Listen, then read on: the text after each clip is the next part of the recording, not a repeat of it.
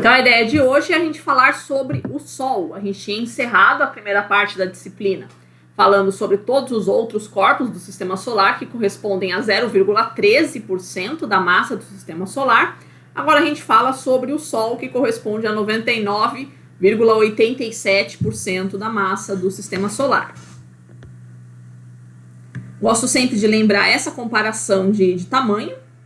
Então, a gente tem aqui o Sol comparado ao tamanho dos planetas. Aqui a gente tem Júpiter, Saturno, Urano e Netuno. Tá? E aqui este daqui, ó, não sei se vocês se recordam exatamente onde está aqui, ó, acima aqui do pontinho. Esse daqui é a Terra. Tá? Pra gente ter uma noção do nosso tamanho perante a nossa estrela-mãe. Próxima aula a gente vai ver que o Sol é uma estrela absolutamente mequetrefe, assim, perto das outras que a gente tem no Sistema Solar. No universo, quer dizer. Mas só da gente ver essa comparação de tamanho aqui entre o Sol e os outros planetas já é bem assustador, assim. Tá? Só não é desprezível perto de Júpiter e Saturno, né? O resto é desprezível o tamanho dos planetas.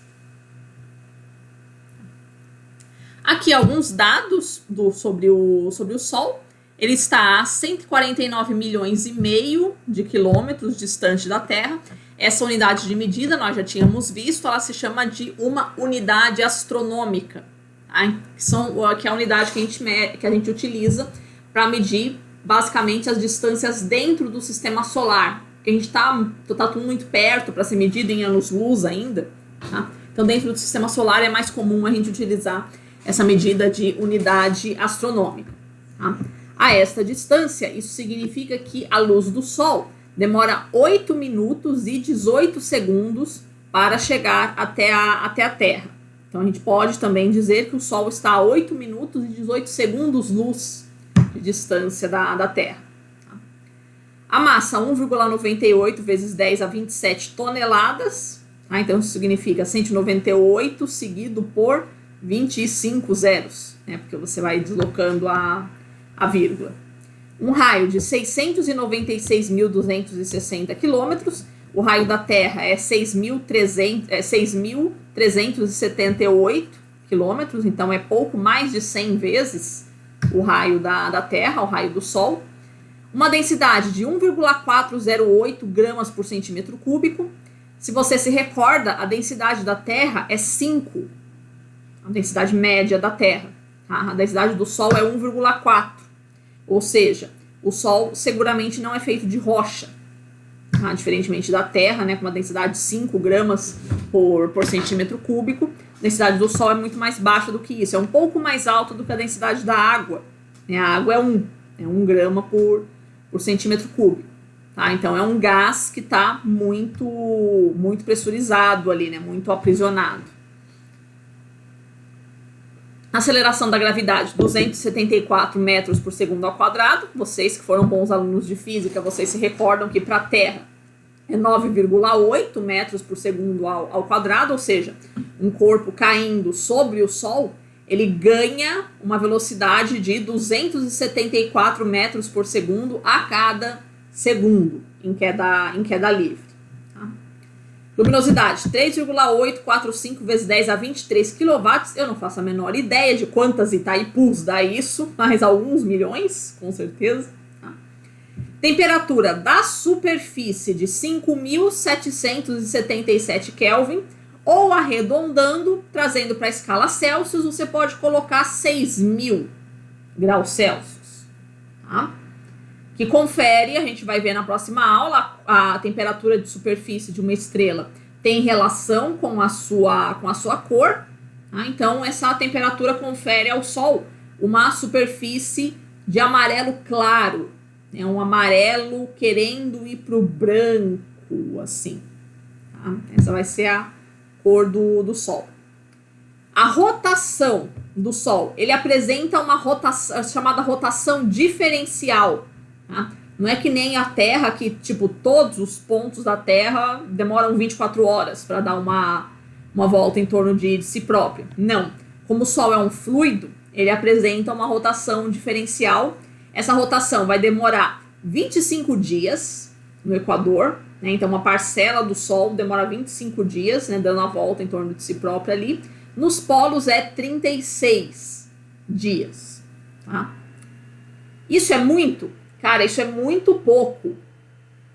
Tá? Isso é uma rotação extremamente lenta comparada com muitas outras estrelas que a gente observa por aí. Tá? E isso também vai ser uma componente fundamental, como a gente vai ver, para a existência de vida na Terra. Tá? Se o Sol tivesse uma rotação muito mais acelerada do que isso, ele teria um campo magnético muito intenso. Não que não seja intenso hoje, né? O campo magnético do Sol ele vai até Plutão, tranquilo, e ainda ultrapassa. Né? Tipo, muito mais além da órbita de Plutão.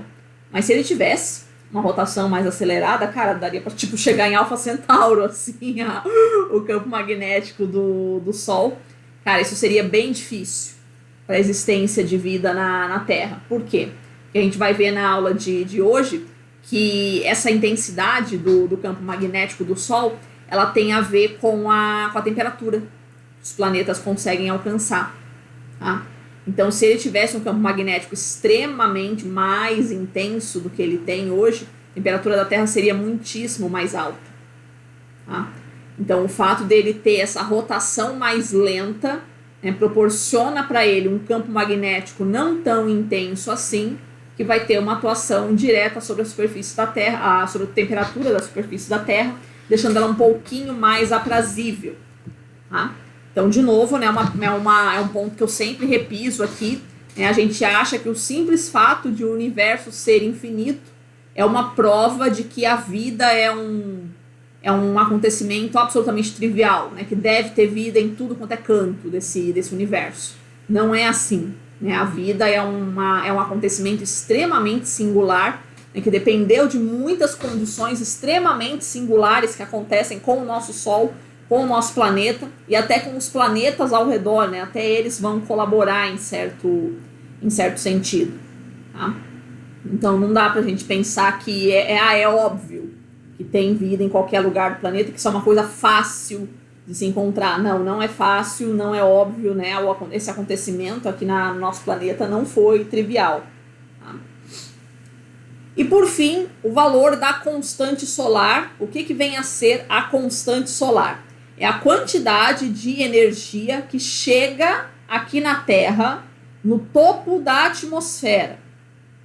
Quando a energia finalmente sai do espaço sideral e entra efetivamente no que nós conhecemos como planeta Terra, seria o topo da atmosfera ali por volta de 400, 500 quilômetros de altitude.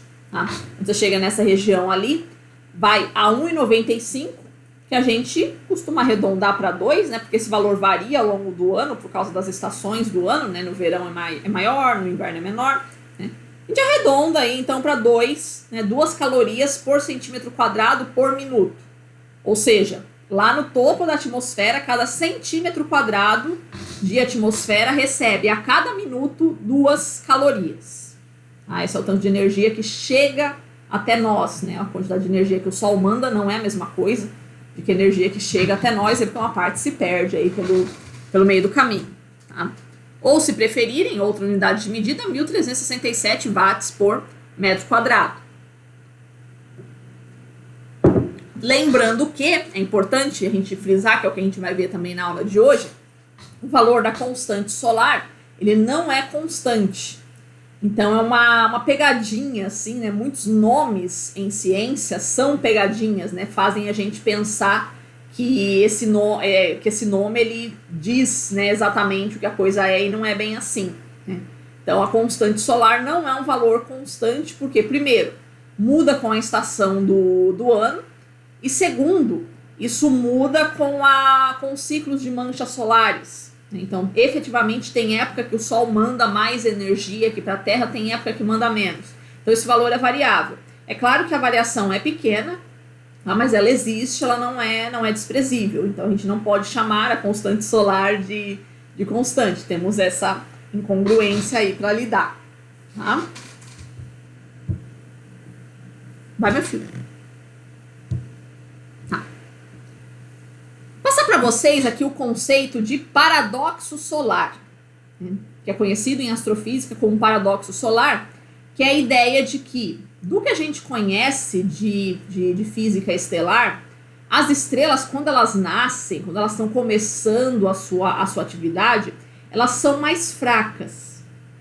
E elas vão se aquecendo conforme elas vão se tornando estrelas mais maduras. Até atingir uma plenitude, assim, que é o estágio em que o Sol se encontra hoje.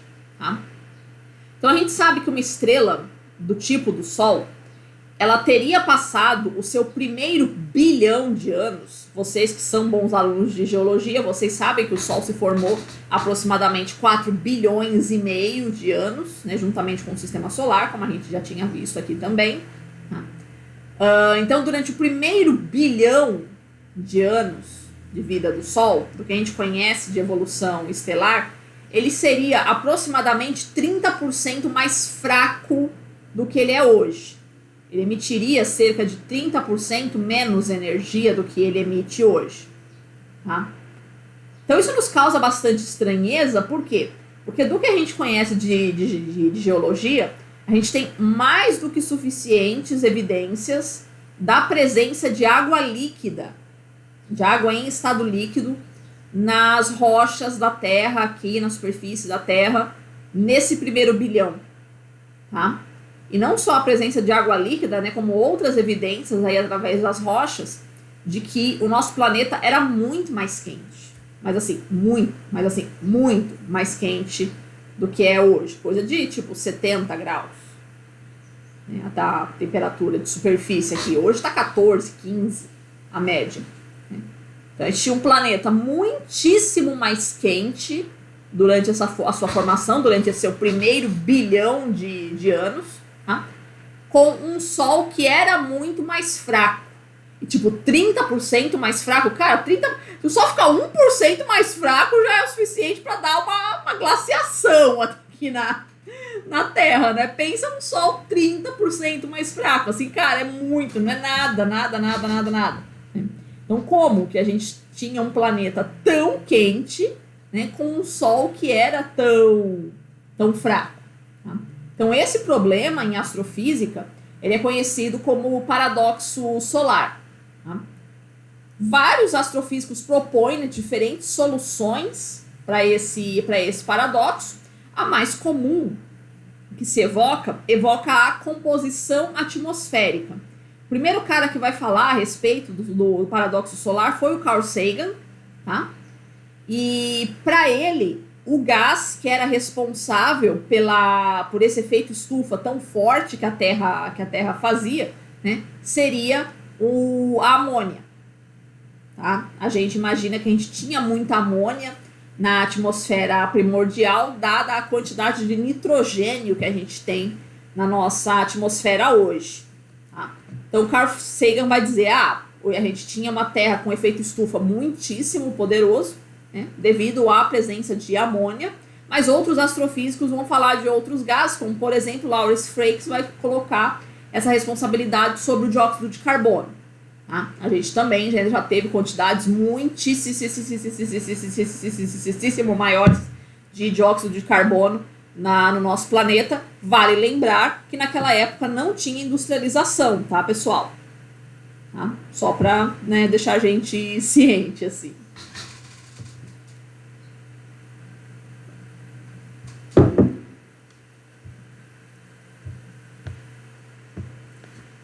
A estrutura interna do Sol, né? O que acontece ali dentro do Sol e como é que ele gera energia? O Sol é basicamente feito de hidrogênio, que é a matéria de que são feitas, tipo, 99,99999% das estrelas, né, são feitas de hidrogênio. Em termos de massa, a gente tem no Sol 73% de hidrogênio, 24,5% de hélio, e 2,5% de todos os outros elementos. E seguramente a gente encontra, né, todos os elementos da tabela periódica, a gente vai conseguir encontrar no Sol. Só que o hidrogênio, ele é muito mais leve do que o hélio. Vocês que foram bons alunos de química na escola, vocês se lembram, a massa molar do hidrogênio é 1, né? A massa do hélio é 4. Tá? Então, o hidrogênio é muitíssimo mais leve do que o hélio. Então, em termos de quantidade de átomos, tem muitíssimo mais do que 73%. Tá? 73% em massa. Tá? Mas então, em quantidade de átomos, já que o hidrogênio é mais leve, então seria muito mais. Tá? E como é que é a produção de energia dentro do Sol? A produção de energia dentro do Sol e de todas as outras estrelas envolve uma reação chamada de fusão nuclear. Cuidado para não confundir com a fissão nuclear, que é o que acontece na bomba atômica. Tá? Na bomba atômica você tem um átomo muito grande, que ele é quebrado em pedaços menores, tá? E com isso libera-se energia. Tá? A fusão nuclear é o contrário disso. Eu pego átomos menores e junto para formar um átomo maior. Tá? Então, a fusão nuclear mais simples que existe, que é a que ocorre dentro das estrelas, é a fusão do hidrogênio. Então, vai acontecer que 4 átomos de hidrogênio vão se juntar para formar um átomo de hélio. Tá? É esse processo que libera energia. Se vocês que foram bons alunos de química na escola, vocês se recordam que 4 átomos de hidrogênio, o átomo de hidrogênio em seu estado, o isótopo mais comum, ele é apenas um próton e um elétron. Né? Só um próton e um elétron ali girando em torno do outro. O átomo de hélio, ele é 2 prótons, 2 nêutrons e 2 elétrons.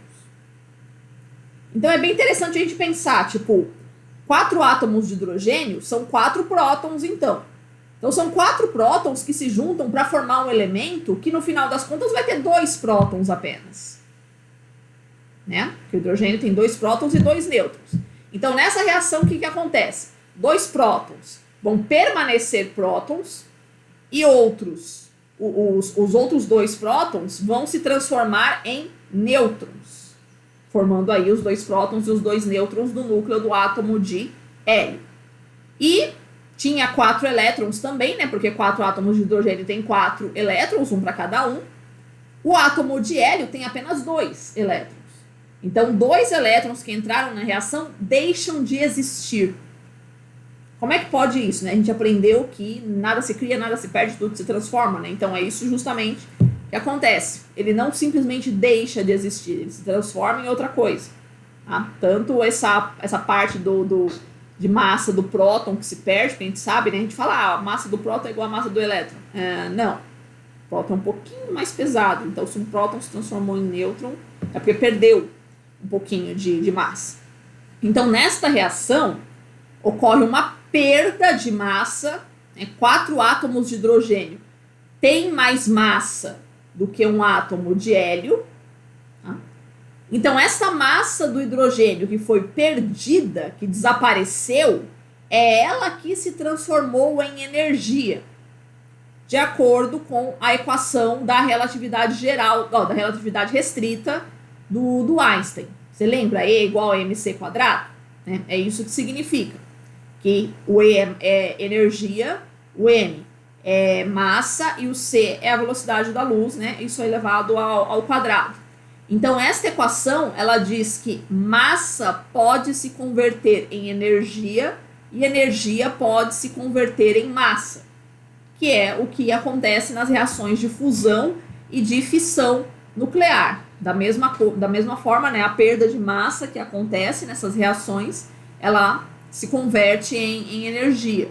Ou seja, massa é uma grande quantidade de energia pode se transformar em uma pequena quantidade de massa, e uma pequena quantidade de massa pode se transformar em uma grande quantidade de energia, seguindo aí a proporção do quadrado da velocidade da luz. Então isso é bastante coisa. Tá? Então é isso que acontece dentro do Sol. Uma parte da massa dessa reação que desaparece, né, se transforma em energia, que é essa energia que vai viajar para o espaço. E produz também uma partículazinha bem pequenininha, de uma massa desprezível, assim chamada de neutrino. Tá? Tem um probleminha que a medição de neutrino que a gente mede não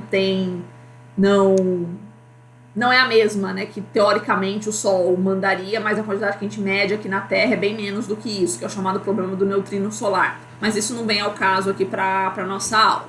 Tá?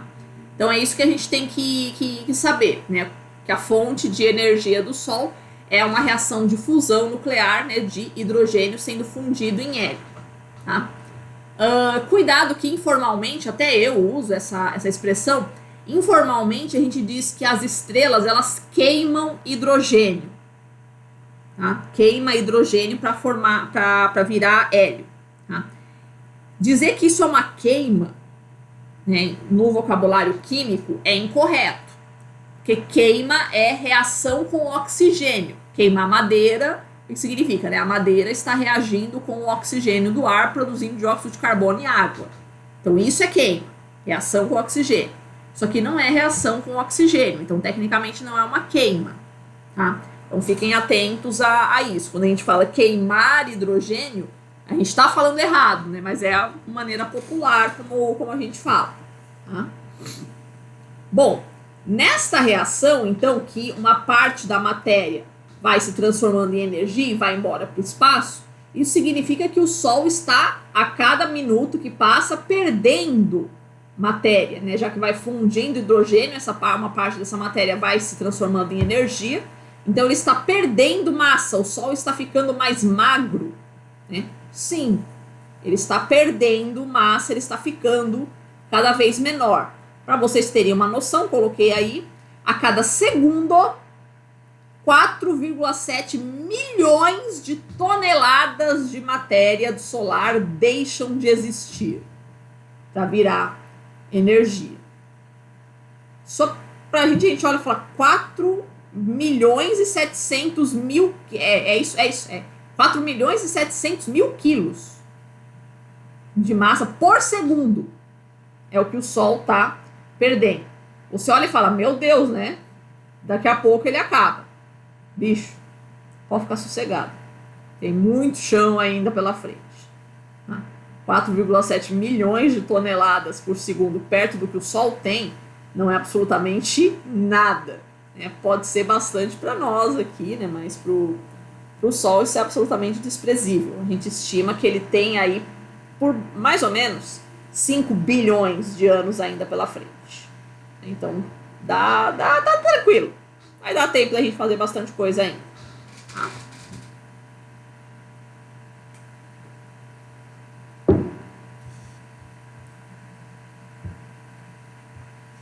Aqui uma figura ilustrando as camadas internas e externas do Sol. Então, a gente tem o núcleo, a camada radiativa e a camada convectiva. Isso é o que a gente chama de a parte interna do Sol. E aí a atmosfera solar é composta pela fotosfera, a cromosfera e a coroa. Tá? Aqui eu coloco as características aqui de cada um. Então a região central, que é o núcleo, aqui não apareceu o símbolozinho, que é algum erro de conversão aqui do Moodle, mas aqui é o símbolo de Sol, que é aquela bolinha com um pontinho no meio. Tá? Então a região central, o núcleo do Sol, é 3/10 do raio do Sol. Então, 30% do raio do Sol, aqui é o núcleo. Aqui, a temperatura atinge 15 milhões de Kelvin, tá? Nessa escala, tanto faz você usar Celsius ou Kelvin, o valor vai ser praticamente o mesmo, mas enfim, tá? Então, 15 milhões de graus. É um negócio muito, assim, inimaginável para nós o que significa, né, 15 milhões de graus. Né? Mas a maior parte, né, o grosso do grosso das reações de fusão nuclear que acontece no Sol vai acontecer no núcleo. Tá? Então a energia é gerada pelo Sol aqui no núcleo. E aí ela tem que ir saindo, atravessando a camada radiativa, né, e depois passando pela camada convectiva. Tá? Então é graças a essas elevadíssimas temperaturas que a gente tem aqui no núcleo que vai produzindo as reações de fusão nuclear. Beleza. Liberou energia aqui, né? Os fótons, essa energia liberada, vai ter que ir saindo, né, atravessando a camada radiativa, tá? Que também é bastante densa, né? Ela é menos densa do que o núcleo, mas não deixa de ser bastante densa. Então, um fóton que sai daqui do núcleo, né, não é uma trajetória fácil ele atravessar aqui toda a camada radiativa. Nenhum deles vai conseguir fazer essa trajetória aqui em linha reta ou algo parecido com isso. Cara, é um vai e vem aqui bem louco de partículas. Vai um pouquinho, anda um pouquinho e volta, e vai um pouquinho e volta e tromba no outro e tal, e vai... loucura aqui. Tá? É o baile funk aqui rolando. Tá? Costumo comparar a camada radiativa com uma escola de samba. Né? Pensa na lógica da escola de samba na avenida. Tá? Ninguém samba igual o outro. Ninguém tem um ritmo de caminhada igual ao outro. Cada um samba do seu jeito. A pessoa vai andando aqui na avenida, né? Dá uma rodadinha, né? Joga um beijinho pra câmera, dá um tchauzinho pra galera, né? E vai andando aqui, vai andando, mas no final das contas, todo mundo vai ter que ir percorrendo a avenida e encerrar o desfile. Tá? Então é assim que funciona o fluxo dentro da camada radiativa. Então, cada um vai fazer o seu trajeto aqui do seu jeito, batendo e sendo impedido e andando aqui, mas no final das contas, todo mundo vai conseguir sair, né? Todos os fótons que são produzidos aqui no núcleo vão conseguir atravessar a camada radiativa, tá? São algumas dezenas de milhões de anos, né, que leva para você sair, né, da camada radiativa para fora, para você conseguir escapar do Sol, né? Então, os fótons que estão chegando hoje aqui pra gente, cara, se bobear, tava começando a ter mamífero na Terra, assim, quando eles foram produzidos, tá? E por fim, não posso estar exagerando um pouquinho, né, de ter mamífero, mas com certeza estava começando a ter os australopithecus afarenses ali, tá? E essa energia tá chegando só agora aqui pra gente. E por fim, nós temos a camada convectiva, tá? Que funciona da mesma forma que funciona o manto, a parte superior ali da astenosfera na Terra, né? Que você tem que aqui embaixo é mais quente, que está mais perto do núcleo, né? E aqui em cima é mais frio. Então você tem esses movimentos convectivos, né? Lembra que o quente sobe e o frio desce. Então vai levando essa energia aqui de baixo, aqui para cima. Aí essa massa esfria aqui, ela fica mais densa, desce, volta, pega mais energia aqui, sobe, esfria, fica mais densa, desce. Esse é o movimento de convecção. Então, assim como a Terra tem uma camada convectiva na sua superfície, o Sol também vai ter, né? É interessante a gente observar isso, né? O quanto que as estruturas se repetem assim na natureza. Tá?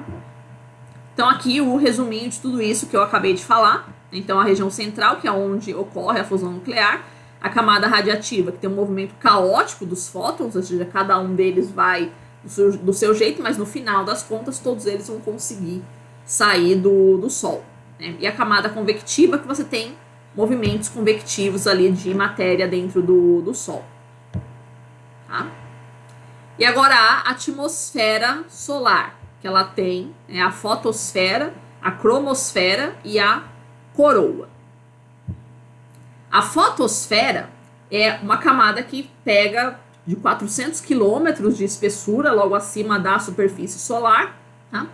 E quando a gente fala atmosfera solar, é curioso a gente fazer uma analogia, né? Que a gente pensa, se o Sol é muito maior do que a Terra, né? Então a atmosfera dele também deve ser mais densa do que a Terra. Não.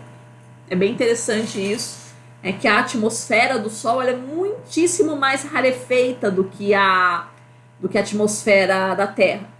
É aproximadamente 5.000 vezes mais rarefeita do que a atmosfera terrestre, tá? Então isso significa que finalmente, quando um fóton conseguir passar aqui, chegar na superfície da fotosfera, aí sim, ele está livre para viajar pelo espaço. Ou seja, daqui ele não tem, é praticamente nula a chance dele voltar para o Sol. Tá? Porque aqui, sempre tem a chance de ir voltando. Ele sai daqui do núcleo, vai batendo, sempre tem a chance dele ir, vai, volta. Quando ele chega na fotosfera, finalmente não. Não tem mais ninguém onde ele possa ficar batendo. Então, finalmente, um fóton, quando consegue chegar na fotosfera, é que ele consegue ir para o espaço. Então, é dali que efetivamente chega, né? A energia que efetivamente chega aqui na Terra, ela vem da fotosfera solar. Tá? A fotosfera tem uma temperatura decrescente com a altitude, então ela é mais quente na sua base, que é aproximadamente 5.700 Kelvin, como a gente tinha visto, e vai chegar a 4.200 Kelvin no seu topo. Tá? E ela também, a gente observa, ela tem uma superfície bastante irregular. Tá? É cheia de granulações, parecendo um brigadeiro mesmo. É bom a gente utilizar, mas não aquele brigadeiro assim com granulado compridinho. Vocês já viram aquele granulado que ele é mais chatinho? É difícil da gente ver. É mais de brigadeiro gourmet, né, que se utiliza esse granulado. Né? É um granulado mais chatinho. Então seria mais ou menos isso a aparência da superfície solar. Tá? Olhando bem de perto, parece uma panela fervendo. Então você vai ver aquela aquele monte de bolhas assim fervilhando, né, na atmosfera solar. Ela é bastante turbulenta. Tá? Aqui uma explosão solar, uma imagem de uma explosão solar, tá? Datada de 14 de setembro de 99. Então ela fica o tempo todo nessas... Sabe quando você tá fazendo a sopa, alguma coisa assim, que de vez em quando dá aquele bolhão assim, que explode, cai em você e tudo? É isso daí. Então é uma superfície muito turbulenta, a superfície solar. Ele não vai mostrar o videozinho. Deixa eu colocar aqui no videozinho.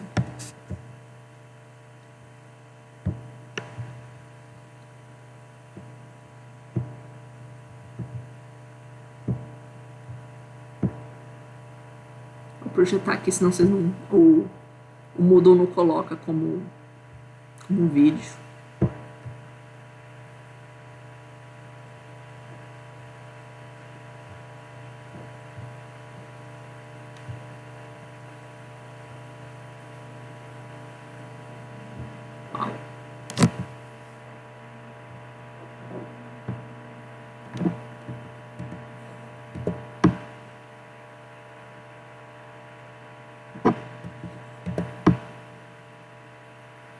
Que são 4 horas, né?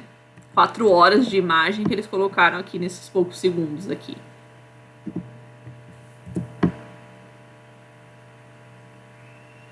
Então essa é em 1999.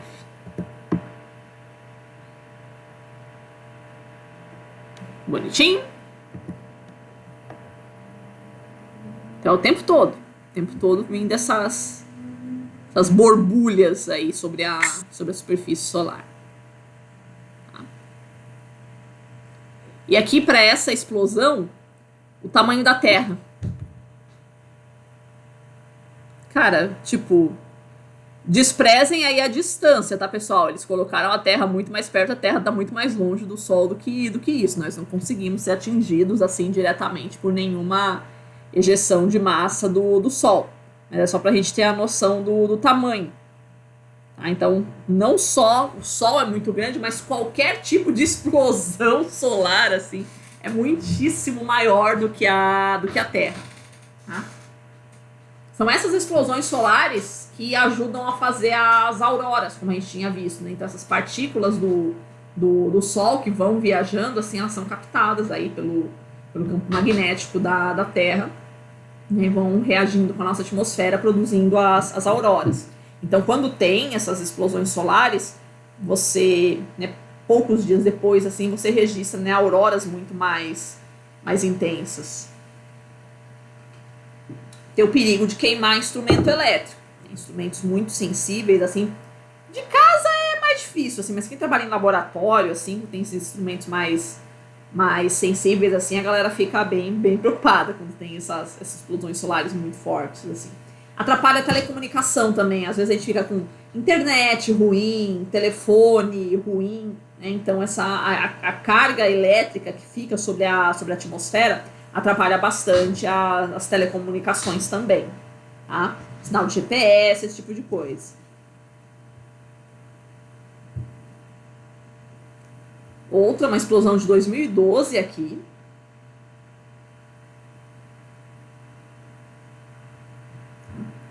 Cara, é muito impressionante, assim. O quanto a gente é minúsculo, meu Deus do céu. Eu adoro ver essas imagens, adoro.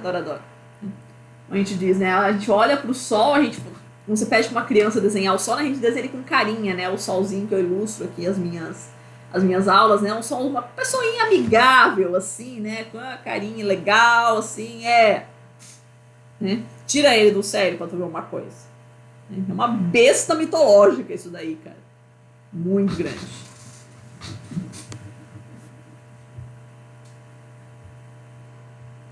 A cromosfera, a camada que vai ficar exatamente acima da fotosfera, é ela que a gente observa nos eclipses totais. Então, por isso que os astrônomos, e principalmente astrofísicos solares, ficam tão doidos querendo observar um eclipse total do Sol, a gente conseguir visualizar a cromosfera. É uma camada mais vermelha que fica acima da atmosfera terrestre.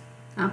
E tipo, se a fotosfera já tem uma densidade muito mais baixa, a cromosfera já vai ter também uma densidade muitíssimo mais baixa. Então o Sol ele vai como se fosse desaparecendo, assim, vai diminuindo, né, a carga de partículas que ele tem, tá? E também mesma coisa, né? A gente observa isso nos eclipses solares, né? As granulações que tem também. Ela também é a mesma coisa, uma panelinha fervendo.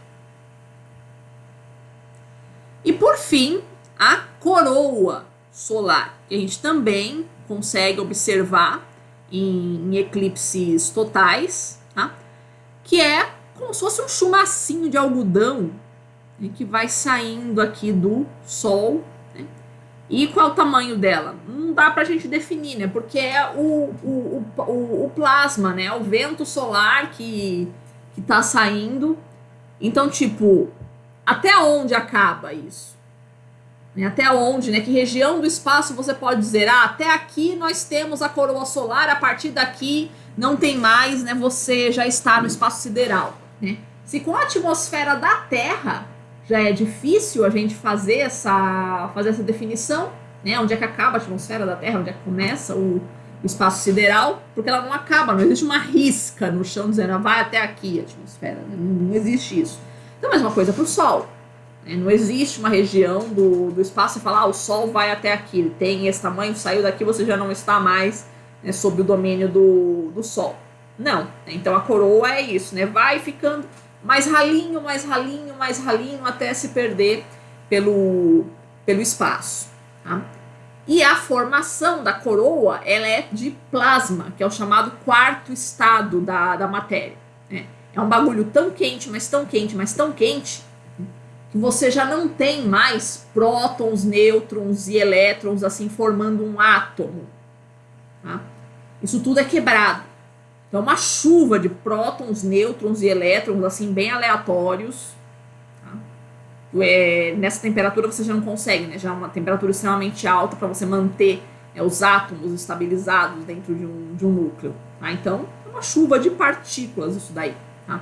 E é ele que vai produzir, né, essa chuva de partículas aí da coroa, que produz o que nós chamamos de vento solar, essas partículas eletricamente carregadas que vão viajar aí pelo espaço e que todas estrelas produzem, tá? Todas as estrelas na sua fase madura vão produzir.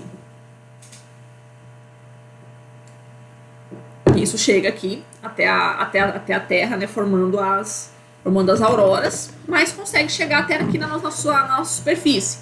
A atmosfera isola bastante, o campo magnético da Terra isola bastante, mas mesmo assim ainda chega bastante vento solar aqui para nós na superfície.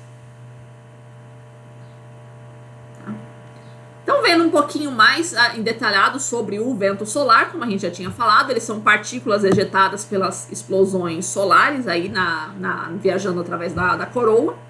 Ele é composto de prótons, elétrons e partículas alfa, em sua maioria. Professor, o que é partícula alfa? Partícula alfa é o núcleo do átomo de hélio, que é 2 prótons e 2 nêutrons. Então, 2 prótons e 2 nêutrons juntinhos. Quando vocês forem fazer a disciplina de ecologia, vai aparecer de novo esse papo de partícula alfa, tá? Porque é radiação, né? Ela é fortemente ionizante, mas ela consegue penetrar poucos milímetros na sua pele. Ela é muito pesada, né? Onde ela passa, ela destrói tudo, né? Que ela vai passando. Mas ela tem um poder muito baixo de penetração, né? Porque é uma partícula muito grande, né? 2 prótons e 2 elétrons é muito, muito grande para conseguir atravessar livremente a sua pele, tá? Mas de qualquer forma, então, o vento solar é composto aí por uma chuva de partículas bem loucas, tá? A velocidade que essas partículas viajam no espaço vai de 500 a 750 km por segundo. Essas partículas, elas não só atingem a atmosfera e a superfície terrestre, como tranquilamente chegam até Plutão. Porque a gente sabe, a gente já tem medições de que consegue chegar até Plutão, quiçá consegue até ao cinturão de Kuiper, né, aquela região ali, né, de mais para fora, né, mais para a periferia do sistema solar, né? Então, o vento solar em si, ou seja, as partículas, o campo magnético do Sol faz muito mais do que isso, tá?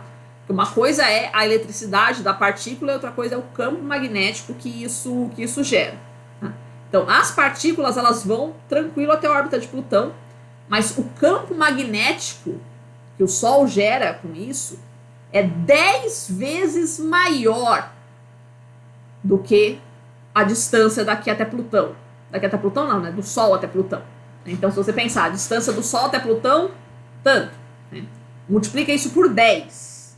Este é o tamanho do campo magnético solar, que nós chamamos de heliosfera. O campo magnético terrestre, nós chamamos de magnetosfera. O campo magnético solar, nós chamamos de heliosfera, né? Hélio é do Sol.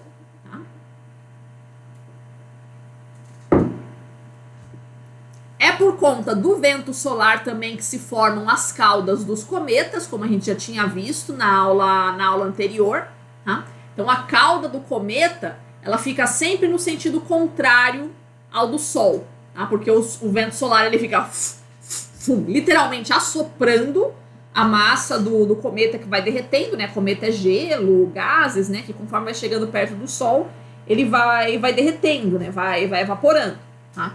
E aí o vento solar vai empurrando para trás essa matéria que o cometa vai deixando. Então, cada vez que o cometa passa por perto do Sol, ele vai diminuindo, né? Ele vai perdendo matéria, a tendência é ele desaparecer, tá? Então, a caudinha, ela é formada pelo vento solar, tá? E o campo magnético solar, para que ele serve? Também é um outro escudo maravilhoso, protetor para o sistema solar. Por quê? Porque assim como o Sol produz essas partículas que nós chamamos de raios cósmicos, que estão viajando aí pelo espaço, são produzidas cotidianamente pelas estrelas e são muitíssimo mais produzidas durante a morte das estrelas, a morte que resulta em explosão de supernova, que a gente vai ver na aula que vem, tá? Então tem muita partícula energética e muitos raios cósmicos viajando aí pelo espaço, tá? Se tudo isso conseguisse atingir a Terra com toda a intensidade que eles têm, seria impossível você ter aqui na Terra moléculas tão complexas como triglicerídeos, proteínas, DNAs, né, essas moléculas muito maiores que nós temos, que formam toda a nossa constituição corporal e de qualquer forma de vida que tenha no planeta, porque qualquer forma de vida tem gordura, tem proteína, tem DNA, né? Enfim, são moléculas muito complexas. Então, se a gente fosse o tempo todo bombardeado por essas partículas, elas iriam literalmente arrancando pedaços do DNA, das proteínas o tempo todo. E a gente sabe o que isso significa, né? Ficar arrancando pedaço do DNA, a próxima fita de DNA que for produzida com isso, né, que for reproduzida com isso, já não vai ser mais o mesmo organismo, né? Ou vai ser um organismo com câncer, alguma coisa nesse tipo, né? Então não daria.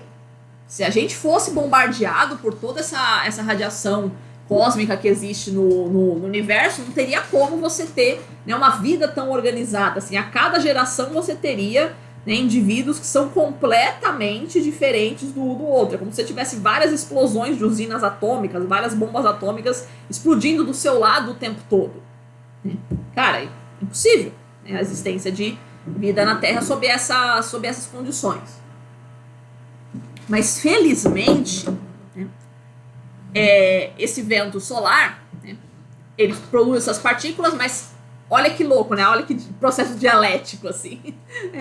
Ele é justamente essa eletricidade das partículas que produz um campo magnético que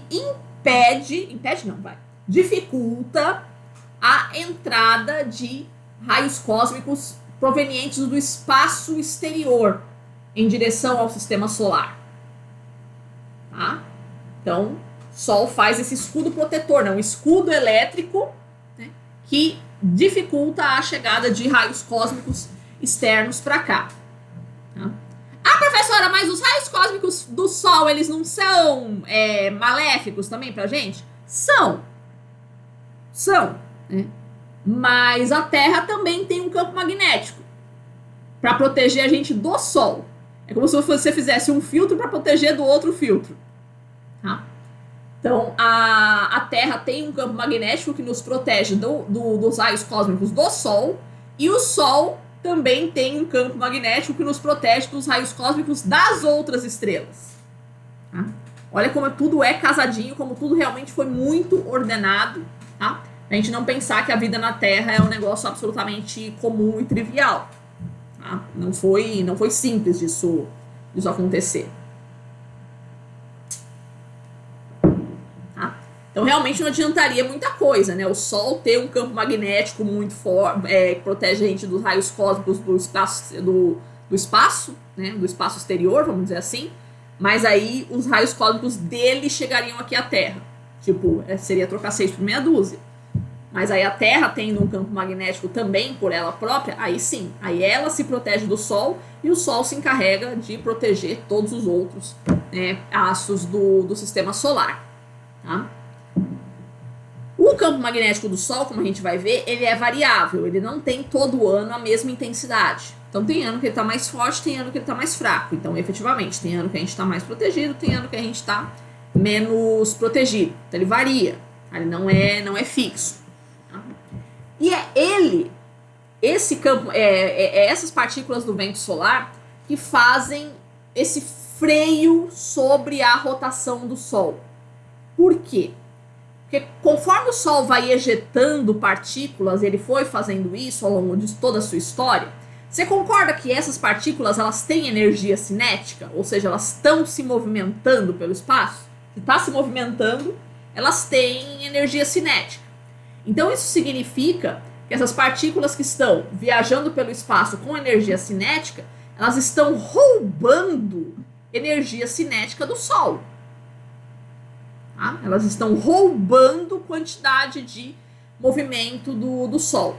Então é por isso que o Sol foi, ao longo da história, desacelerando a sua rotação até chegar até essa rotação extremamente lenta que ele tem hoje. Tá? Então, seguramente, ele já expulsou aí muitíssimo mais vento solar ao longo da sua história. Hoje ele está mais sossegado, tá? Mas já foi pior, né? Já teve, né, uma expulsão muito maior aí de vento solar. Tá? Lembra que a gente tinha visto isso com relação às marés também, né? O atrito das marés, né, vai atritando a Terra, né, vai desacelerando a Terra. Mesma coisa, tá? Essa perda de quantidade de movimento aí do vento solar, né, indo pro espaço, né, vai reduzindo o movimento do Sol. Ok? Agora eu vou falar para vocês sobre as manchas solares, tá? Que é o testemunho, o sintoma do nível de atividade do campo magnético solar. Tá? Quem primeiro observou essas manchas com o telescópio foi o Galileu, tá? E foi uma outra coisa que pegou também para ele nas controvérsias que ele teve com as hipóteses que ele defendia a respeito do sistema solar. Todo mundo sempre pensava que o Sol era uma estrela, vamos dizer assim, pura, né? Lisinha, bonitinha, tal, e a gente vê que não, né? A gente olhar para o telescópio, a gente vê que não, tá? Felizmente o Galileu teve a sagacidade de colocar algum filtro escuro na hora que ele foi olhar para isso no telescópio, né? Porque, tipo, se a gente fica olhando daqui, a gente fica olhando pro Sol, já é perigoso para nossa vista. Pensa no que é você olhar diretamente pro Sol no telescópio. Tu cega na hora, tu frita na hora a tua vista, né? Então ele já teve essa ideia, né, de colocar um filtrinho ali antes de fazer essa observação do Sol, tá? Reza a lenda que os chineses antigos conseguiram ver algumas manchinhas, tá? Tem registro disso. Mas observação sistemática mesmo começa com o Galileu, e contagem da quantidade de manchas já começa no século XVIII. A gente tem registro, acho que desde 1760, por aí, a gente já tem registro de contagem sistemática diária da quantidade de manchas que são observadas na superfície solar. Tá? O que produz essas manchas? É justamente essa rotação diferencial do Sol, né? Porque pensa, se a superfície dele não tem a mesma velocidade de giro, ela vai se trançando, né? Vai indo uma camada girando um pouco mais rápido do que a outra, elas vão se trançando, vai se embolando tudo, e essa emboleira é o que produz as manchas solares, tá?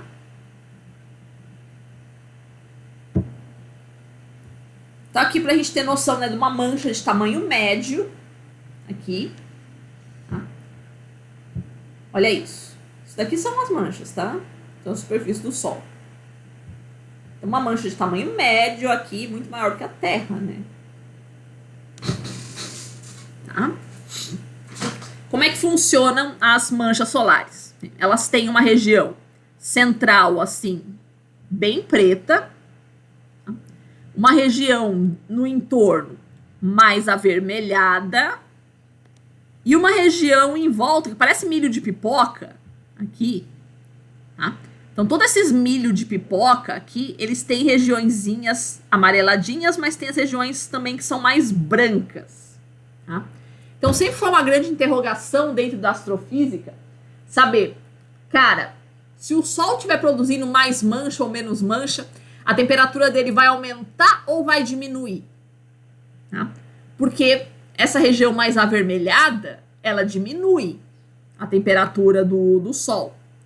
Então, num primeiro momento, se pensou que quando o Sol estava produzindo muita mancha, o Sol ficaria mais frio, né? Porque ele estaria com uma área dele mais coberta por essa região avermelhada e esse vermelho quase preto, que é a região central da mancha, né? Só que as observações mostravam que não. E quando o Sol está produzindo muita mancha, ele fica mais quente. Aí você olha e fala, meu Deus, que louco, né? Se ele está, né, com uma superfície mais avermelhada, a gente sabe que estrela vermelha é mais fria, como? Como que funciona isso? Por quê? Porque essas áreas mais brilhantes aqui do milho de pipoca, tá? Elas são mais quentes e elas são produzidas em maior número em volta da mancha, tá? Então, no final das contas, elas conseguem compensar. A mancha, sim, a mancha em si ela é mais fria do que a superfície do Sol. Mas as partes mais brilhantes aqui do milhinho de pipoca, que a gente chama de fáculas, tá? Aí elas são mais quentes. Então, traduzindo, né, no final das contas, quando o Sol está produzindo mais mancha, ele fica mais energético, ele fica mais quente. Tá? Aqui as partes da mancha, né, o que seria uma mancha típica, né? Então, o conjunto todo aqui, a mancha, você tem a parte mais escura, que é esse miolão, que a gente chama de umbra, a parte vermelha, que é a penumbra, né? E o entorno, que são as granulações, que tem essa aparência de milho de pipoca aqui. Essas partes mais brancas aqui das granulações, que a gente chama de fáculas, elas é que são mais quentes, elas que são as responsáveis por fazer o Sol ficar mais quente, quando ele está produzindo mais manchas, tá?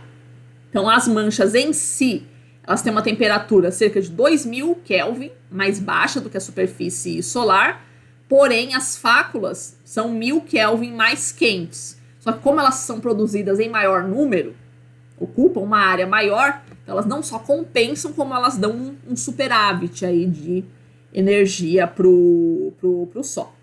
Tá? Historicamente, a gente consegue reconstruir, né, para além desse período observacional que nós temos, dá para reconstruir, fazer uma reconstrução paleossolar do quanto que o Sol produziu de manchas no seu passado, a partir das taxas de formação do carbono 14. Tá? Isso a gente consegue fazer a reconstrução de até 5.000 anos atrás com o carbono 14, mas existem outros isótopos da natureza que a gente consegue fazer esse monitoramento. Então dá pra gente saber, né, de outras épocas, mesmo que a gente não tenha observado, dá pra gente saber de outras épocas como é que foi a atividade solar. Tá?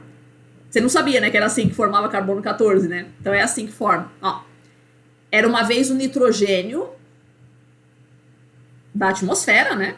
Nitrogênio da atmosfera. O nitrogênio tem 7 prótons e 7 nêutrons. Então ele tem um número de massa 7, um número atômico 7, um número de massa 14.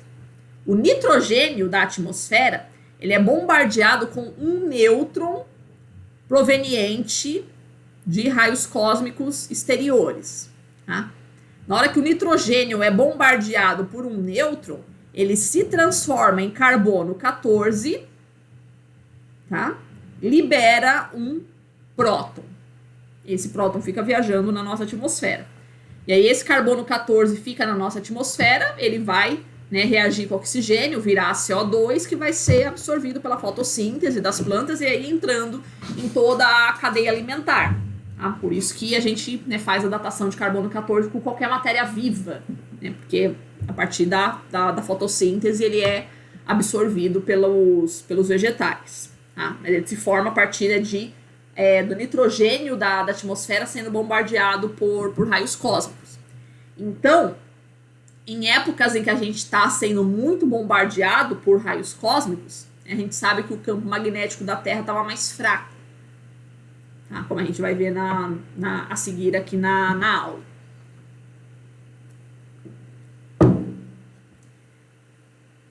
O Sol tem uma ciclicidade de produção de manchas que varia aí de uma duração de 9 a 14 anos. Em média, então, os ciclos duram 11 anos. São os famosos ciclos de 11 anos das manchas solares. Tá? Na prática, nenhum deles dura 11 certinho, né?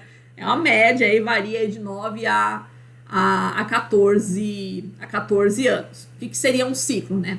É um período que ele está produzindo poucas manchas, passa pelo máximo e volta para o mínimo. Tá? Então, é de um mínimo até o outro mínimo, que a gente diz que é um ciclo completo. Via de regra, os ciclos mais curtos produzem mais manchas. Os ciclos mais longos tendem a produzir menos mancha. Não é determinístico isso, não é sempre que isso acontece, mas é uma tendência, tá? Ciclos mais curtos produzem mais manchas, né? Ou seja, eles são mais curtos, eles são mais fortes, né? Ciclos mais longos são mais suaves, é uma tendência isso, tá?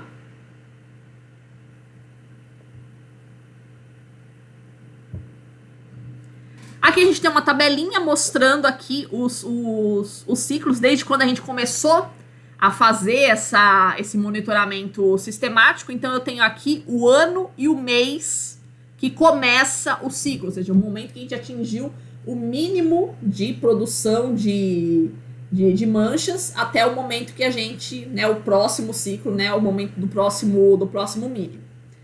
Então a gente chama de ciclo 1, eles recebem esse nome, o nome, né, que é o número, né, do ciclo, a partir do momento que a gente começou a fazer a observação mesmo, né. Então ele começa em maio de 1755 e durou 11,3 anos. O ciclo 2 começou em agosto de 1766, durou 9 anos. O ciclo 3 começou em junho de 1775 e durou 9,2 anos. E assim sucessivamente. Tá? O ciclo mais recente, ele começou em dezembro de 2008, tá? E provavelmente ele se encerrou em 2020, tá? Foi um ciclo mais longo. A gente já tá no início de um ciclo novo. Cara, 2020, cara, não teve mancha nenhuma, velho. Foi muito legal fazer observação assim, cara. Nada. Bem preguiçoso, só.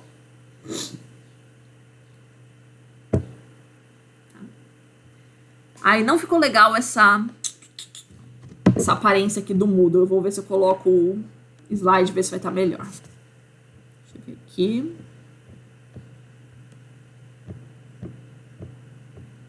Aqui. Vou encerrar com mostrando a tela, porque vai ter animação.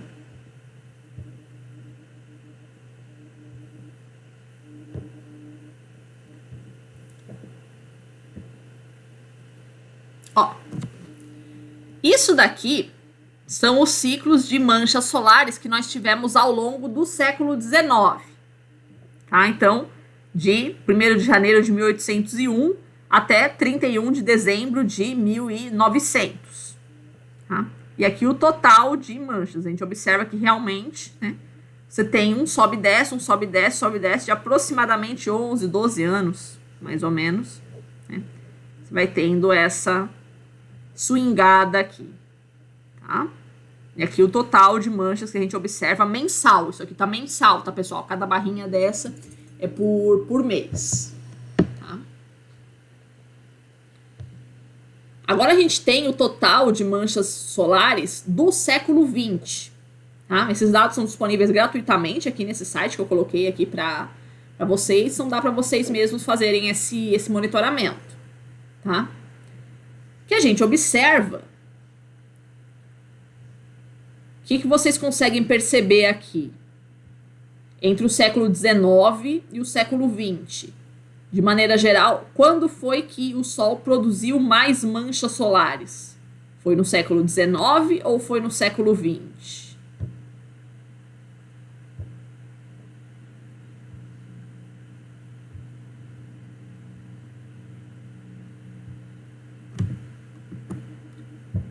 O que vocês conseguem enxergar?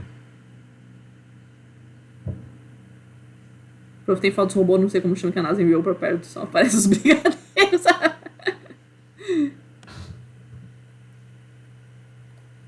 É muito legal essa coisa o brigadeiro gourmet mesmo. Então, século XX. Muito claramente a gente observa aqui que a produção de manchas solares durante o século XX ela foi maior do que durante o século XIX. O que significa dizer que o Sol esteve, em média, mais quente durante o século XX do que ele esteve durante o século XIX. Tá? Então, realmente não seria de se estranhar. Uma coisa interessante que a gente observa na superfície da Terra é que a gente teve uma elevação das temperaturas do planeta ao longo do século XX, comparado com as temperaturas observadas no século XIX. Né? Então, a gente vê que nada acontece por acaso na natureza. A gente teve uma elevação de temperaturas aqui na Terra e, claramente, a gente observa que houve uma elevação do Sol. Ou seja, se o Sol está mais quente, nada mais justo do que a gente pensar que a Terra vai ficar mais quente também conforme o Sol vai se aquecendo, porque, afinal de contas, ele é a nossa grande fonte de energia. Tá? Professor, e para o século XXI, qual que vai ser a tendência?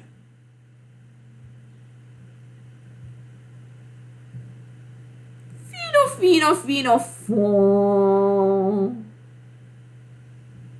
Ô, bicho preguiçoso, meu Deus do céu. O Sol tá muito preguiçoso, gente.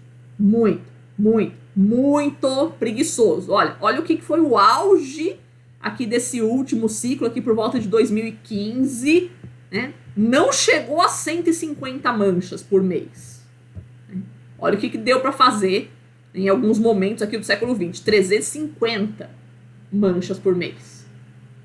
Tá? O auge aqui, né? Então, o último máximo de ciclo aqui, ó. Cara, olha isso. Durante o século XXI até agora, nós estamos no ano 2021 já, né? Não conseguimos ultrapassar a marca de 250 manchas em nenhum mês. Todo o século XXI até agora. Olha aqui a quantidade de vezes que a gente chegou perto aqui de 250 ou que ultrapassou aqui. Tá? 200, cara. 200 manchas. 150 manchas. Olha o tanto de vezes aqui que a gente ultrapassou 150 manchas por mês. Aqui, né? Só nesse começo desse ciclo, porque esse ciclo anterior não ultrapassou nem 150. Né? Olha a quantidade de tempo que a gente passou, né? De vezes que a gente ultrapassou 150 manchas por mês ao longo do século XX. Tá? Então o Sol tá muito preguiçoso. Muito preguiçoso, sim. Tá? Isso a gente já conhece em astrofísica, porque além da gente ter esses ciclos de 11 anos das manchas solares, a gente tem ciclos maiores, de mais longo prazo. Tá? A gente chama de ciclos de Gleisberg, que eles duram 90 anos, e tem um outro ciclo maior, que eu esqueci o nome, que dura 210 anos. Ou seja, a cada 90 anos você tem um mínimo de um mínimo e um máximo de um máximo. E a cada 210 anos você tem o mínimo do mínimo do mínimo e o máximo do máximo do máximo. Tá? Provavelmente a gente está num desses períodos de mínimo do mínimo do mínimo. Tá? Porque fazia muito tempo mesmo, assim, desde o começo do século XIX, assim, desde o começo do século XIX, cara. A gente não via ciclos tão fracotes como a gente está vendo aí ao longo das últimas 2 décadas aí do século XXI. Tá? Então isso realmente denuncia, né, uma tendência de resfriamento do planeta. E é isso que a gente efetivamente observa. Né? Em comparação com o século XX, as temperaturas que a gente está registrando no século XXI, elas têm sido mais baixas, né, do que o que a gente registra no século XX. Não me interessa o que você ouviu no Fantástico. Tá? Mas o planeta não está mais tão quente quanto ele foi no século XX. É o que os dados mostram. Então isso casa muito bem com essa hipótese solar. A gente vê um Sol mais preguiçoso, né? Um Sol produzindo menos manchas, né? Ou seja, ele está enviando menos energia para a Terra. Com isso a Terra vai ficando mais fria. Então isso explicaria também, né, porque que a gente teve uma Terra mais quente também durante o século XX. Um Sol produzindo mais manchas, ele está enviando mais energia para a Terra. Certo? Aqui uma listinha de alguns desses períodos mais preguiçosos do Sol. A gente teve aqui a gente chama de mínimos da atividade solar. Então, a gente teve no século XIII o chamado mínimo de Wolf, e no século XV o mínimo de Spörer. E interessante a gente notar entre os anos de 1645 e 1715, que é documentado em astrofísica como chamado mínimo de Maunder, quando praticamente não se viu manchas durante todo esse período. Cara, isso dá o quê? 70 anos? 70 anos. E praticamente não foram avistadas, né? Aquela uma, duas por dia. Assim, no máximo, né? Quando era visto. Não, cara, tem maior parte dos dias aqui a gente não viu, né? Nenhuma mancha solar, né? Curiosamente, foi um período muito frio, né? Em termos de história da climatologia, esse período do mínimo de Maunder, ele coincide com um período muito frio da história da Terra.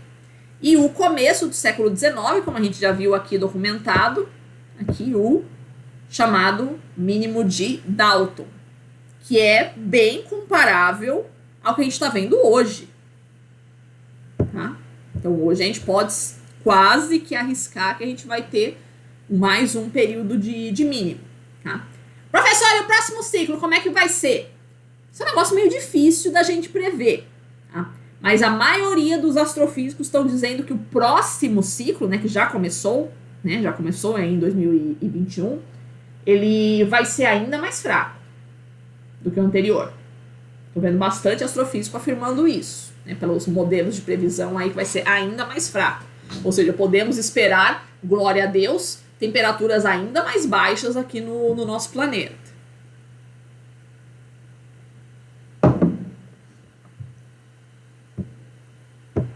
Ok? Bom,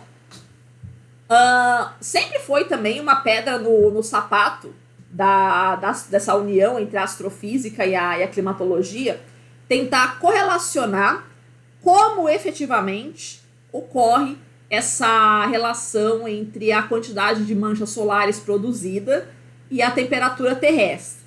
Porque não é uma correlação muito direta. Não é tão simples assim a gente ver dizer, quando a gente tem, né, o período de manchas maiores aqui, a gente efetivamente tem uma temperatura mais elevada, né, quantos por cento, né, qual é essa relação, né, quanto que é determinante efetivamente as manchas solares para produzir uma elevação de temperatura no planeta. Então sempre houve bastante gente tentando estudar essa relação. O primeiro cara que a gente tem registro que tentou estudar essa relação entre as manchas solares e a temperatura da Terra foi o William Herschel, que foi o mesmo cara que descobriu o planeta Urano. Urano não. Urano. O mesmo cara que descobriu o planeta Urano. Tá? Como é que ele fez a conta? Ele não tinha dados de temperatura para dizer se a Terra estava ficando mais quente ou mais fria. Então, o que ele fez? O dado que ele tinha, que era mais próximo de algum indicador de temperatura disponível, era a variação do preço do trigo na Inglaterra. Como assim? A ideia do cara era de que, se o clima estivesse favorável, ou seja, se tivesse sido um ano quente, ia ter uma produção de uma super safra de trigo, então o preço ia cair. Se ao contrário, o planeta estivesse mais frio, eu ia ter uma safra pequena, portanto, o preço do trigo ia subir. Então ele tentou correlacionar, né, essa subida e descida do preço do trigo da Inglaterra com as manchas solares. Só que não deu muito certo. Não deu muito certo porque ele não conseguiu encontrar correlação nenhuma, né? Tipo, quando um sobe, o outro desce, quando os dois sobem, os dois descem. Não deu nada essa correlação dele. Por quê? Né? Tudo bem, valeu a tentativa, mas o preço do trigo não é uma coisa que é regida somente pelo clima, a gente sabe muito bem, né? Entra aí fatores sociais, fatores econômicos, fatores geopolíticos, entra tudo nessa jogada, né? Então, tipo, ok, valeu a tentativa, mas não deu certo. Então, depois que não deu certo essa correlação dele, tipo, ele largou de mão, assim, falou, sei lá, deixa isso pra lá, né? E todo mundo falou, deixa isso pra lá também.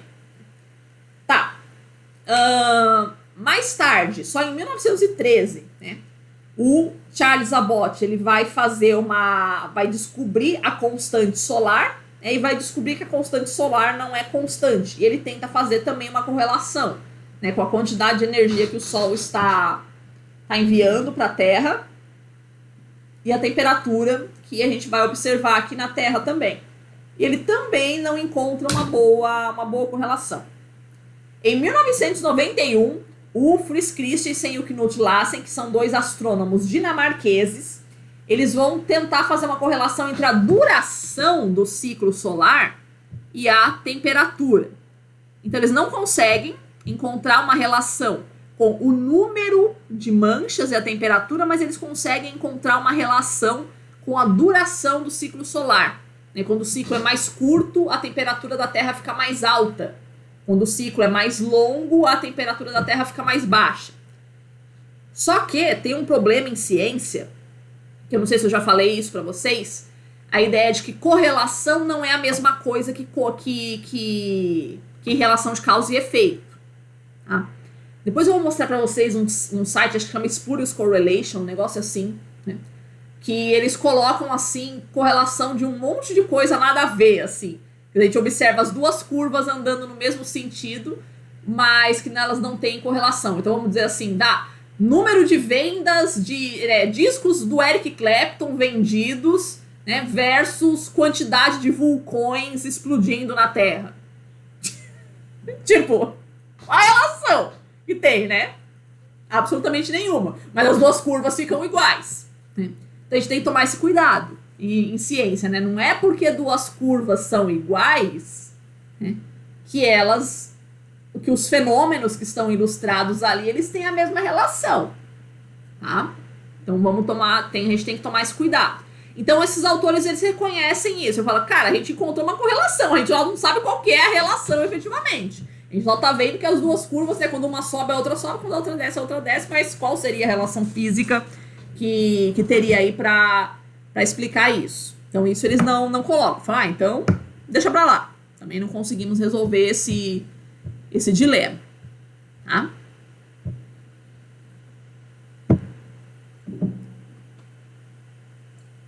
Mas houve também outros autores ao longo da história que especularam a respeito não das manchas solares, mas do efeito que é o campo magnético solar. Então, as manchas solares, elas são um sintoma da intensidade do campo magnético do Sol. Ou seja, quando o Sol está produzindo muitas manchas, o seu campo magnético está mais intenso. E se o campo magnético solar está mais intenso, ele vai repelir uma quantidade maior de raios cósmicos provenientes das outras estrelas. E aí o inverso. Quando o Sol está produzindo menos manchas, ele tem um campo magnético mais fraco, portanto, ele permite uma maior entrada, né, um escudo protetor mais fraco permite uma maior entrada de raios cósmicos aqui na Terra. Tá? A grande pergunta é, tá, e o que tem a ver os raios cósmicos com o clima? Qual é essa relação? Então, houve quem especulasse aí ao longo da história a respeito dos efeitos dos raios cósmicos para o clima, né, relacionando o nível de ionização da atmosfera com a formação das tempestades. Eu não sei se vocês já ouviram falar umas histórias assim, que quando está se aproximando alguma tempestade, alguma coisa assim, os animais ficam tudo eriçado. Vocês já viram essa história de que quando as formigas ficam tudo eriçada, quando os pernilongos ficam tudo eriçado, é porque vai chover? Vocês já devem ter ouvido falar esse papo, tá? Por quê? São animais que conseguem sentir a carga elétrica da atmosfera, tá? Então eles percebem quando a atmosfera tá mais eletrificada, tá? Então isso é mencionado. Meu gato se esconde antes de voar. Sim, os animais percebem essa aproximação de uma tempestade. Então isso é mensurável, né? Dá pra gente saber, né, se a atmosfera efetivamente está mais eletricamente carregada, né? E ela eletricamente mais carregada é um indício de que a gente vai ter mais tempestades, né, que a tempestade está se aproximando, né, porque uma tempestade faz isso, né, ela é o auge, assim, dessa eletrificação da atmosfera. Pois bem, a ideia aqui, então, consistiria em a gente medir o nível de eletrificação da atmosfera e ver se isso teria razão, ver se isso teria relação com a formação das tempestades e como que essa eletrificação da atmosfera ajudaria a produzir mais tempestades.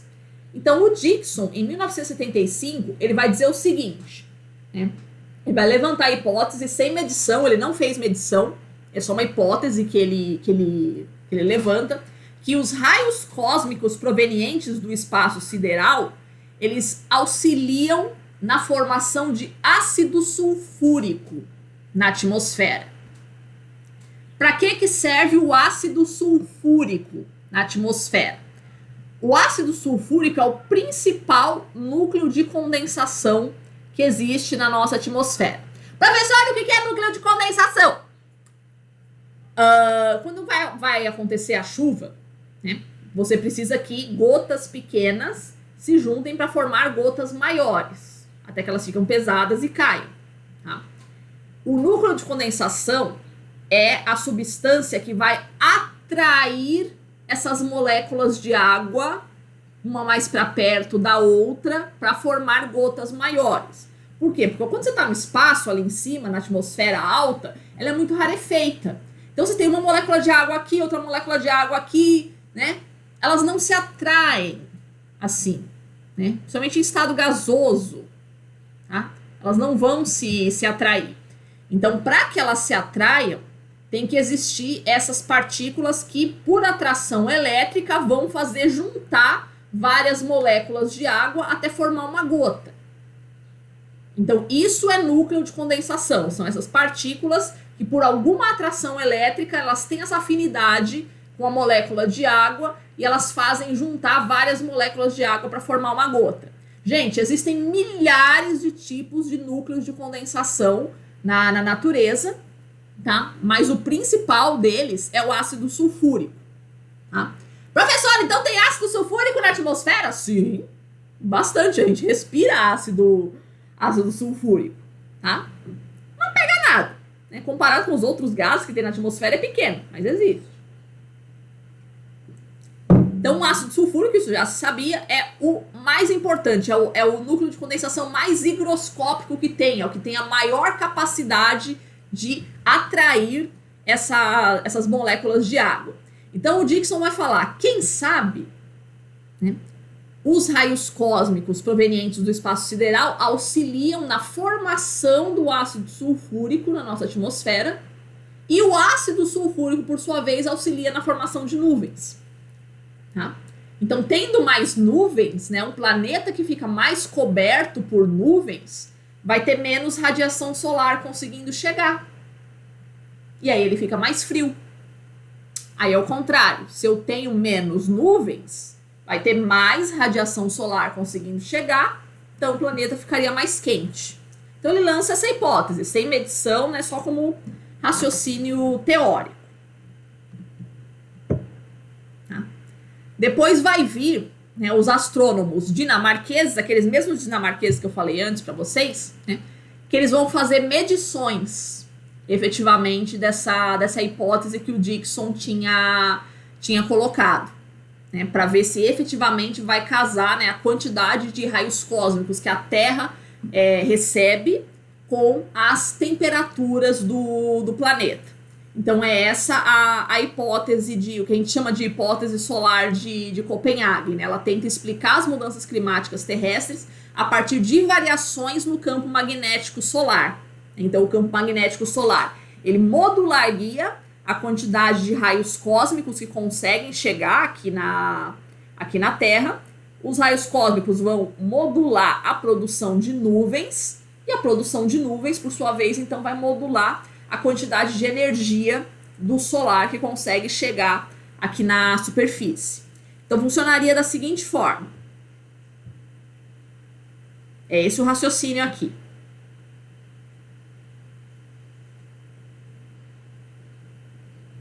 Então, quando eu tenho um campo magnético forte, Né?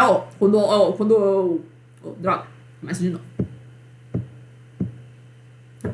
Quando o Sol está produzindo muitas manchas, significa que o campo magnético dele está mais forte. Se o campo magnético solar está mais forte, ele está repelindo mais raios cósmicos, é o BOP fazendo escudo ali, tá? Então, a incidência de raios cósmicos sobre a superfície terrestre, sobre a atmosfera terrestre, melhor dizendo, fica mais baixa, né? Os raios cósmicos, como eles atuam na formação do ácido sulfúrico, então, isso vai diminuir a produção de ácido sulfúrico na atmosfera, consequentemente, vai diminuir a cobertura de nuvens sobre o planeta. E se eu tenho menos nuvens sobre o planeta, vai ter mais radiação solar conseguindo chegar, portanto, a temperatura do planeta aumenta. Ok? Deu para acompanhar o raciocínio? Então, seria mais ou menos isso, né? Um campo magnético mais intenso, né, vai repelir os raios cósmicos que conseguiriam, melhor dizendo, chegar à nossa atmosfera. Vai ter um planeta com poucas nuvens e, portanto, mais quente, né? Porque a gente sabe que as nuvens, elas têm esse efeito de barrar a radiação solar, um pouco dela. Tá? Agora, o contrário. Vamos lá. Se o Sol está produzindo poucas manchas, significa que o seu campo magnético está mais fraco. Se o campo magnético solar está mais fraco, está menos eficiente, né, ele vai liberar mais a entrada de raios cósmicos, né? Ele não é um escudo protetor tão eficiente, então vai conseguir entrar mais raios cósmicos aqui na nossa atmosfera. Entrando mais raios cósmicos, eu tenho, consequentemente, então, maior produção de ácido sulfúrico, portanto, maior produção de gotas, maior produção de nuvens. E se eu tenho uma maior produção de nuvens, vai ter mais cobertorzinho aí pelo planeta, então eu vou ter uma temperatura do planeta mais baixa. Tá? Então, seria esse esqueminha aqui, né? Um campo magnético mais fraquinho, né? Alguns raios cósmicos são defletidos, mas outros são absorvidos pela nossa atmosfera, e aí eles produzem mais nuvens. Tá? Conseguiram entender esse esqueminha, crianças? Tá tranquila essa lógica aí, né? De quem sobe, quem desce, né? Basta você entendendo, né, quem se relaciona com quem aí, qual é a consequência de cada um deles. Fala, Eneida. Professora, o SFC que a senhora falou ali, o que quer dizer? Superfície. Ah, tá. Superfície. Temperatura na superfície. Essa bolinha com a cruzinha é o símbolo de terra, então é temperatura na superfície terrestre. Tá? Nada. Perfeito? Então, esse é o esqueminha aqui, né? Tanto para campo magnético mais intenso, como para campo magnético mais fraco. Tá? E aqui entra a medição do Henrik Svensmark. Tá? Eu estou projetando aqui? Não. Aqui entra a medição do Henrik Svensmark. Eles fazem uma medição aqui, um monitoramento da cobertura de nuvens de altos, médios e baixos níveis, correlacionando com a incidência de raios cósmicos desde 1980. Tá? Então, a curva em vermelho é a incidência de raios cósmicos, que a gente consegue medir isso entrando na nossa atmosfera. Tá? Então, a incidência de raios cósmicos entrando na nossa atmosfera e a porcentagem do planeta que é coberta por nuvens, tá? As chamadas nuvens de altos níveis, as nuvens de médios níveis e as nuvens de baixos níveis. A gente vai ver essa classificação semestre que vem. Tá? O que eles observaram é uma correlação muito boa entre a temperatura, a quantidade de produção de nuvens de baixos níveis e a quantidade de raios cósmicos que entra na Terra. Com as nuvens de médios e baixos níveis, não. A correlação não é satisfatória. Tá? Só que são justamente as nuvens de baixos níveis, né, os estratos, estratocúmulos, né, essas nuvens que têm o maior poder de fazer esse efeito cobertor sobre a Terra, né, de impedir a chegada de radiação solar, né, radiação solar do Sol, né, óbvio, de radiação solar aqui para a Terra. Então, realmente, né, as nuvens de baixos níveis são as mais atingidas pelos raios cósmicos. Isso pode olhar e falar, mas como, né? Se está aqui no final da atmosfera, assim, como que eles atingem aqui? Justamente, né? Porque aqui embaixo, né, na parte mais baixa da atmosfera, já tem pouco raios cósmicos. Então, regiões que tem pouco, né, são mais sensíveis à variação. É a mesma coisa entre o rico e o pobre. Né? O rico, quando ele perde R$1.000, não é nada. O pobre, quando ele perde R$1.000, é muita coisa. Né? Então, mesma coisa aqui para as nuvens aqui de baixos níveis. Né? Como já tem pouco raios cósmicos aqui, porque a maioria se perde dentro da nossa atmosfera, qualquer variaçãozinha neles, as nuvens respondem muito, muito mais rapidamente. Tá? Então, existe essa correlação entre a temperatura, entre a quantidade de nuvens do planeta, produzidas pelo planeta e a quantidade de raios cósmicos que conseguem entrar no nosso planeta, então dando plausibilidade a essa hipótese de que as mudanças climáticas elas podem ser explicadas pela quantidade de raios cósmicos que entram no nosso planeta. Tá? Temos também um astrofísico israelense chamado Nir Shaviv, que ele tenta explicar as mudanças climáticas em escalas maiores de tempo, né, as mudanças paleoclimáticas mesmo, né, aquelas antigonas, os ciclos glaciais e interglaciais, relacionados com a trajetória da Terra pela Via Láctea. Isso a gente vai ver daqui umas 2 aulas só, mas só para dar um spoilerzinho. A gente sabe que a Via Láctea ela tem braços, né? Ou seja, ela tem regiões que tem mais estrelas e tem regiões que tem menos estrelas. E a Terra, né? A Terra não, o Sol, né? Que a Terra vai acompanhando, vai dando a volta em torno do centro da Via Láctea. Ou seja, tem épocas em que a gente passa por uma região que é mais povoada de estrelas e tem épocas que a gente passa por região que é menos povoada de estrelas. Quanto tempo a gente demora para fazer essa volta, professora? Atualmente, a gente está levando 250 milhões de anos para fazer uma volta completa em torno da Via Láctea. Tá? Então, daria para a gente localizar, né, quando foi que a gente passou por esse braço, quando foi que a gente passou por esse vazio, quando foi que a gente passou por esse outro braço. Tá?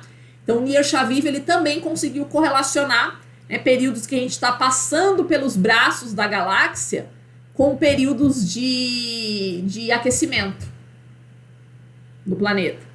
E aí, ao contrário, períodos em que a gente está passando, né, pelas regiões mais vazias da nossa galáxia, né, o período quando a gente está passando pelo braço da galáxia é período de resfriamento. Quando a gente está passando pelas zonas vazias da galáxia é período de aquecimento. Por que isso? E quando a gente está passando pelos braços da galáxia, tem mais estrelas, portanto, tem mais raios cósmicos. A probabilidade da gente ser bombardeado por raios cósmicos é maior. Mesmo com o campo magnético do Sol sendo forte, mas se você tem um bombardeio maior, não tem campo magnético que resista. Então a quantidade de raios cósmicos que vai entrar na atmosfera vai ser maior. Então daria para a gente fazer essa correlação também em outras escalas de tempo. Né? Explicar outras mudanças climáticas de milhões de anos atrás da Terra com a quantidade de raios cósmicos que a gente recebe desse passeio que a gente faz pela nossa galáxia. Tá? E essa hipótese solar de Copenhague, ela também faz uma explicação alternativa ao paradoxo solar.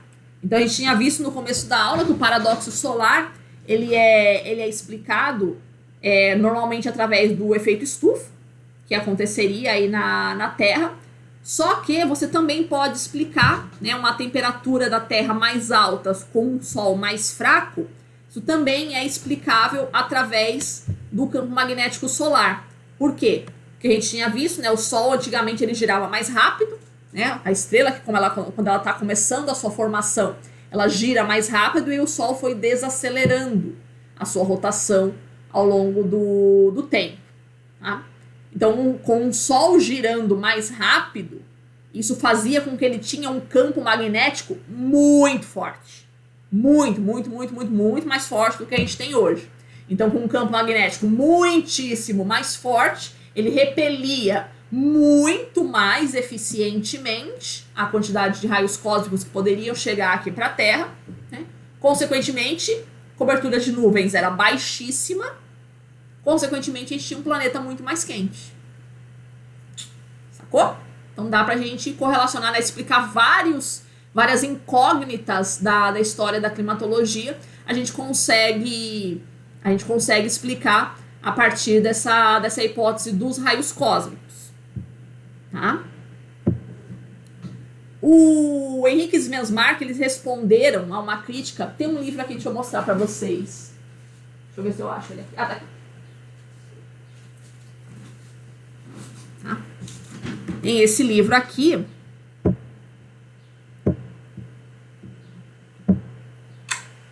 Tá? Ele chama The Chilling Stars, A New Theory of Climate Change. Que ele foi escrito por esse astrofísico dinamarquês, Henrique Svensmark, e o Nigel Calder, que é um jornalista inglês, né, só para transformar um livro de astrofísica numa coisa lível por réis mortais como nós. Tá? Óbvio, esse livro não tem em língua portuguesa, mas eu deixei para vocês no Moodle um artigo que eu escrevi, né, contando a história que tá narrada nesse livro. Então tá todo resuminho ali dessa história, dessa teoria dos raios cósmicos. Tá? E aqui nesse livro, o Henrique Svensmark, ele conta que ele recebeu uma crítica do Bert Bolin. O Bert Bolin foi um dos presidentes do painel intergovernamental de mudanças climáticas da ONU, né, dizendo que eu acho a hipótese desses dois astrônomos aí, o Fritz Christensen e o Henrique Svensmark, né, eu acho a hipótese desses dois extremamente ingênua e irresponsável cientificamente. Ou seja, ele estava criticando essa noção de que, como assim você está querendo dizer que quem governa o clima da Terra não é o dióxido de carbono, né? E sim, né, os raios cósmicos. Cara, um negócio assim, tipo, umas pedrinhas, né, uns raiozinhos que vem aí do espaço, né, é isso que governa o clima do planeta e não o dióxido de carbono, né, o sacrossanto dióxido de carbono, né, que a gente acredita que ele faz tudo aqui no nosso planeta, né. Então, o Henrique Svensmark respondeu assim, né, para o Bert Bolin. Deve-se ser paciente com esses cientistas da Terra que ainda imaginam que o terceiro planeta de uma estrela indistinta é grandioso demais para ser influenciado de alguma maneira significativa por tolas particulazinhas do espaço sideral. Né? Então, sempre a tendência humana de se achar muito grandioso. A gente acha que realmente não, a Terra é um planeta muito grande, o Sol é um planeta muito grande, ou o Sol é uma estrela muito grande, né? Nós, seres humanos, somos grandiosos, nós é que controlamos o clima do planeta. E o que acontece em todo o restante do universo não tem relevância nenhuma para que isso aconteça. Então a gente tem essa tendência, né? Nós nos achamos muito grandiosos, né? Nós temos essa tendência de acreditar que nós governamos o clima do planeta com as nossas atividades e que, tipo, raios cósmicos, né, uma explosão de supernova, o que é uma explosão de supernova? Não tem nada, né? Produz um buraco negro só, né? Mas afetar o clima do planeta, não. Né? Isso não é capaz. Né? Como assim? Né?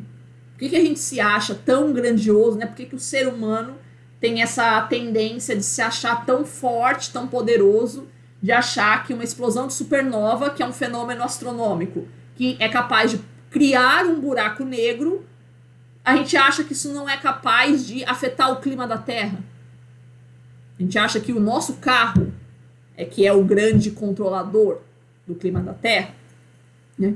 Então o Henrique Svesmark, ele diz isso, ó, com essa gente a gente tem que ter paciência, né? A gente tem que ter paciência com essas pessoas que ainda acreditam que o nosso planeta é grandioso demais para ser afetado por essa porcariazinha aí que se chama universo. A gente acha que a gente é realmente grandioso, então temos que ter paciência com essas pessoas que acham que a gente é tão poderoso assim. Tá? Ficamos por aqui hoje, então, crianças. Alguma questão referente a esse nosso conteúdo de hoje? Dou-lhe uma. Meu cabelo tá uma graça hoje, né? Dou-lhe duas. Dou-lhe três.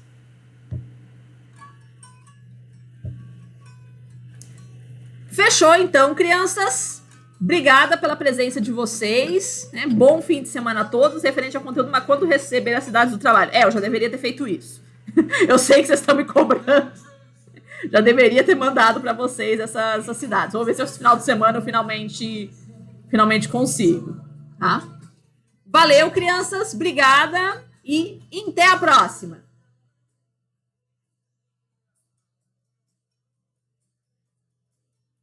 Valeu.